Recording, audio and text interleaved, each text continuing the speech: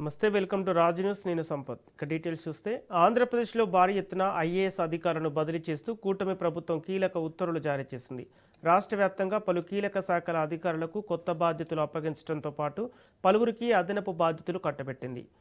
SS రావత్ను పర్యాటక సాంస్కృతిక శాఖ ప్రత్యేక ప్రధాన కార్యదర్శిగా, జె శ్యామలరావును పాఠశాల విద్యాశాఖ ప్రిన్సిపల్ సెక్రటరీగా నియమించారు. అలాగే కోన శశిధర్కు రవాణా, రోడ్లు భవనాల శాఖ కార్యదర్శి బాధ్యతలు అప్పగించారు.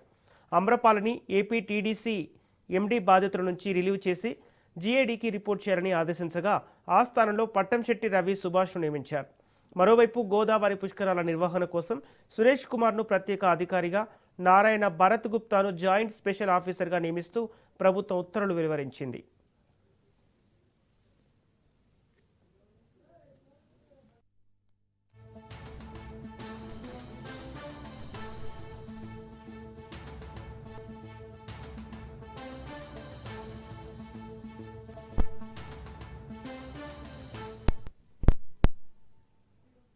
ఆంధ్రప్రదేశ్లో భారీ ఎత్తున ఐఏఎస్ అధికారులను బదిలీ చేస్తూ కూటమి ప్రభుత్వం కీలక ఉత్తర్వులు జారీ చేసింది.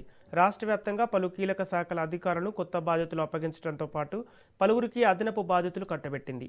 ఎస్ఎస్ రావత్ను పర్యాటక సాంస్కృతిక శాఖ ప్రత్యేక ప్రధాన కార్యదర్శిగా, జె శ్యామలరావును పాఠశాల విద్యాశాఖ ప్రిన్సిపల్ సెక్రటరీగా నియమించారు. అలాగే కోన శశిధర్కు రవాణా, రోడ్లు భవనాల శాఖ కార్యదర్శి బాధ్యతలు అప్పగించారు.